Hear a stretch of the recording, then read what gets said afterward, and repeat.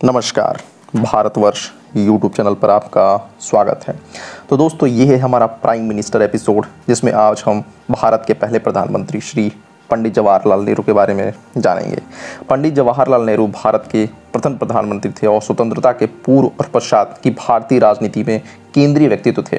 महात्मा गांधी के संरक्षण में वो भारतीय स्वतंत्रता आंदोलन के सर्वोच्च नेता के रूप में उभरे और उन्होंने 1947 में भारत के एक स्वतंत्र राष्ट्र के रूप में स्थापना से लेकर 1964 तक अपने निधन तक भारत का शासन किया।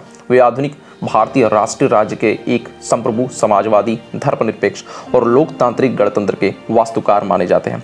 कश्मीरी पंडित समुदाय के साथ उनके मूल की वजह से वे पंडित नेहरू भी बुलाए जाते थे, जबकि भारतीय उन्हें चाचा नेहरू के रूप में भी जानते हैं। तो दोस्तों, आगे हम जानते हैं स्वतंत्र भारत के प्रथम प्रधानमंत्री का पद संभालने के लिए कांग्रेस द्वारा नेहरू निर्वाचित हुए। यद्यपि नेहरू का नेतृत्व प्रश्न बहुत पहले 1947 में ही सुलझ चुका था, जब गांधी जी ने नेहरू को उनके राजनीतिक वारिस और उत्तराधिकारी के रूप में अभिस्वीकार किया। प्रधानमंत्री के रूप में वे भारत के सपने को साकार करने के लिए चल पड़े। भारत का संविधान 1950 में अधिनियमित हुआ, जिसके बाद उन्होंने आर्थिक, सामाजिक और राजनीतिक सुधारों के एक महत्वाकांक्षी योजना की शुरुआत की। मुख्यतः एक बहुवचनीय, बहुदलीय लोकतंत्र को पोषित करते हुए उन्होंने भारत के एक उपनिवेश में गणराज्य में परिवर्तित होने का पर्यवेक्षण किया। विदेश नीति में भारत को दक्षिण एशिया में एक क्षेत्रीय नायक के रूप में प्रदर्शित किया। उसके साथ ही आंदोलन में एक अग्रणी भूमिका निभाई। नेहरू के नेतृत्व में कांग्रेस राष्ट्रीय और राज्य स्तरीय चुनाव में प्रभुत्व दिखाते हुए लगातार चुनाव जीतते हुए एक सर्वग्रहण पार्टी के रूप में उभरी। उनके अंतिम वर्षों में राजनीतिक संकटों में 1962 के भारत चीन युद्ध के बाद भी वे भारत के लोगों के बीच लोकप्रिय बने रहे। भारत में उनका जन्मदिन बाल दिवस के रूप में मनाया जाता है। जवाहरलाल नेहरू का जन्म 14 नवंबर 1889 को ब्रिटिश भारत में इलाहाबाद में हुआ। उनके पिता मोतीलाल नेहरू एक धनी बैरिस्टर जो कश्मीरी पंडित थे। मोतीलाल नेहरू सारस्वत कौशल ब्राह्मण समुदाय से थे। स्वतंत्रता संग्राम के दौरान भारतीय राष्ट्रीय कांग्रेस के 2 बार अध्यक्ष चुने गए। माता स्वरूप रानी थूसू जो लाहौर में बसे एक सुपरिचित कश्मीरी ब्राह्मण परिवार से थी। मोतीलाल नेहरू की दूसरी पत्नी और पहली पत्नी का प्रसव के दौरान मृत्यु हो गई थी। जवाहरलाल तीनों बच्चों में सबसे बड़े थे, जिनमें बाकी 2 लड़कियां थीं। बड़ी बहन विजय लक्ष्मी पंडित और बाद में संयुक्त राष्ट्र महासभा की पहली अध्यक्ष बनी। सबसे छोटी बहन कृष्णा हट्टी सिंह एक उल्लेखनीय लेखिका बनी और उन्होंने अपने परिवारजनों के संबंध में कई पुस्तकें भी लिखी। इसके साथ ही जवाहरलाल नेहरू ने दुनिया के कुछ बेहतरीन स्कूलों और विश्वविद्यालयों से शिक्षा प्राप्त की। उन्होंने अपनी स्कूली शिक्षा हैरो से और कॉलेज की शिक्षा ट्रिनिटी कॉलेज कैम्ब्रिज लंदन से पूरी की थी। इसके बाद उन्होंने अपने लॉ की डिग्री कैम्ब्रिज विश्वविद्यालय से पूरी की। इंग्लैंड में उन्होंने 7 साल व्यतीत किया, जिससे वहाँ के फेबियन समाजवाद और आयरिश राष्ट्रवाद के लिए वो तर्कसंगत दृष्टिकोण विकसित किया। जवाहरलाल नेहरू 1912 में भारत लौटे और वकालत शुरू की। 1916 में उनकी शादी कमला नेहरू से हुई। 1917 में Jawaharlal Nehru home rule league में शामिल हो गए। राजनीति में उनकी असली दिशा 2 साल बाद 1919 में जब वे महात्मा गांधी के संपर्क में आए। उस समय महात्मा गांधी और रॉलेट अधिनियम के खिलाफ एक अभियान शुरू किया था। नेहरू महात्मा गांधी के सक्रिय, शांतिपूर्ण, सविनय अवज्ञा आंदोलन के प्रति खासे आकर्षित हुए। नेहरू ने महात्मा गांधी के उपदेशों के अनुसार अपने परिवार को भी ढाल लिया। जवाहरलाल नेहरू और मोतीलाल नेहरू ने पश्चिमी कपड़ों, महंगी संपत्ति का त्याग कर दिया। अब वे खादी के कुर्ता और गांधी टोपी पहनने लगे थे। जवाहरलाल नेहरू ने 1920-1922 में असहयोग आंदोलन में सक्रिय हिस्सा लिया और इस दौरान पहली बार गिरफ्तार किए गए, लेकिन कुछ महीने बाद उन्हें रिहा कर दिया गया। जवाहरलाल नेहरू 1924 में इलाहाबाद के नगर निगम के अध्यक्ष चुने गए और उन्हें शहर के मुख्य कार्यकारी अधिकारी के रूप में 2 वर्षों तक सेवा की।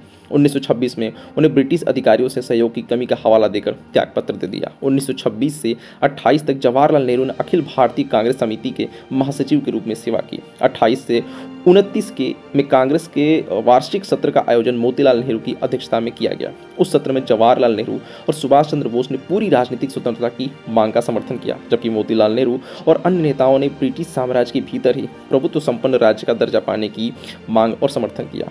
मुद्दे को हल करने के लिए गांधी जी ने बीच का रास्ता निकाला और कहा कि ब्रिटेन को भारत के राज्य का दर्जा देने के लिए 2 साल का समय दिया जाएगा और यदि ऐसा नहीं हुआ तो कांग्रेस पूर्ण राजनीतिक स्वतंत्रता के लिए एक राष्ट्रीय संघर्ष शुरू करेगी। नेहरू और बोस ने मांग की कि इस समय को कम करके 1 साल दिया जाए। ब्रिटिश सरकार ने इसका कोई जवाब नहीं दिया। दिसंबर 1929 में कांग्रेस का वार्षिक अधिवेशन लाहौर में आयोजित किया, जिसमें जवाहरलाल नेहरू ने कांग्रेस पार्टी के अध्यक्ष चुने गए। इस सत्र के दौरान एक प्रस्ताव भी पारित किया जिसमें पूर्ण स्वराज की मांग की गई। 26 जनवरी 1930 को लाहौर में जवाहरलाल नेहरू ने स्वतंत्र भारत का झंडा फहराया। गांधी जी ने 1930 में सविनय अवज्ञा आंदोलन का आह्वान किया। आंदोलन खासा सफल रहा और इससे ब्रिटिश सरकारों ने प्रमुख राजनीतिक सुधारों की आवश्यकता को स्वीकार करने के लिए विवश कर दिया। जब ब्रिटिश सरकार ने भारत अधिनियम 1935 प्रख्यापित किया तब कांग्रेस पार्टी ने चुनाव लड़ने का फैसला किया। नेहरू चुनाव के बाहर रहे लेकिन जोरों के साथ पार्टी के लिए राष्ट्रव्यापी अभियान चलाया। कांग्रेस ने लगभग हर प्रांत में सरकारों का गठन किया और केंद्रीय असेंबली में सबसे ज़्यादा सीटों पर जीत भी हासिल की। कांग्रेस अध्यक्ष पद के लिए 1936 और 1939 में चुने गए। 1942 में भारत छोड़ो आंदोलन के दौरान गिरफ्तार भी किया गया और 1945 में छोड़ दिया गया। 1947 में भारत और पाकिस्तान की आज़ादी के समय उन्हें ब्रिटिश सरकार के साथ हुई वार्ताओं में महत्वपूर्ण भागीदारी की। भारत के प्रथम प्रधानमंत्री के रूप में सन 1947 में भारत को आज़ादी मिलने पर जब भावी प्रधानमंत्री के कांग्रेस में मतदान हुआ तो सरदार पटेल को सर्वाधिक मत मिले। इसके बाद सर्वाधिक मत आचार्य कृपलानी को भी मिले थे, किंतु गांधी जी के कहने पर सरदार पटेल और आचार्य कृपलानी ने अपना वापस नाम ले लिया और जवाहरलाल नेहरू को प्रधानमंत्री बनाया गया। 1947 में वे स्वतंत्र भारत के पहले प्रधानमंत्री बने। अंग्रेजों ने करीब 400 देसी रजवाड़ों को एक साथ स्वतंत्र किया था और उस समय सबसे बड़ी चुनौती थी उन्हें एक झंडे के नीचे लाना। उन्होंने भारत के पुनर्गठन के रास्ते में उभरी हर चुनौती का समझदारी पूर्वक सामना किया। जवाहरलाल नेहरू ने आधुनिक भारत के निर्माण में महत्वपूर्ण भूमिका अदा की। उन्होंने योजना आयोग का गठन किया, विज्ञान और प्रौद्योगिकी के विकास को प्रोत्साहित किया और 3 लगातार पंचवर्षीय योजनाओं का शुभारंभ किया। उनकी नीतियों के कारण देश में कृषि और उद्योग एक नया युग शुरू हुआ।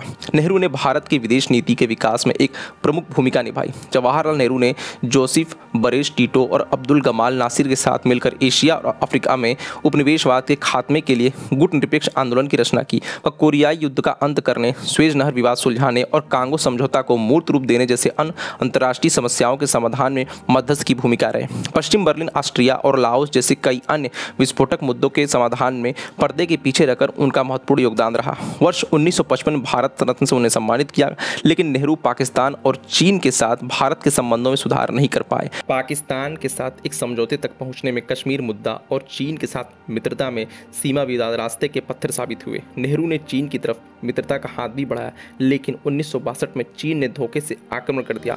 नेहरू के लिए यह बड़ा झटका था। 27 मई 1964 को जवाहरलाल नेहरू को दिल का दौरा पड़ा, जिसमें उनकी मृत्यु हो गई। समस्त राजनीतिक विवादों से दूर नेहरू जी निस्संदेह एक उत्तम लेखक थे और राजनीतिक क्षेत्र में लोकमान्य तिलक के बाद जमकर लिखने वाले नेताओं में से वे अलग से पहचाने जाते थे। दोनों के क्षेत्र अलग हैं, परंतु दोनों के लेखन में सुसंबद्ध पर्याप्त मात्रा में विद्यमान है। नेहरू जी का स्वभाव स्वधायी था। उन्होंने महान ग्रंथों का अध्ययन किया था। सभी राजनीतिक उत्तेजनाओं के बावजूद वे स्वधाय के लिए रोज ही समय निकालते थे। परिणाम स्वरूप उनके द्वारा रचित पुस्तकें भी एक अध्ययन पुष्ट व्यक्ति की रचना होने की सहज प्रतीति कराती थी। तो दोस्तों, ये थी एक वीडियो पंडित जवाहरलाल नेहरू के बारे में। अगर आपको यह वीडियो अच्छी लगी हो तो आप हमारी वीडियो को लाइक, चैनल को सब्सक्राइब जरूर करें। धन्यवाद।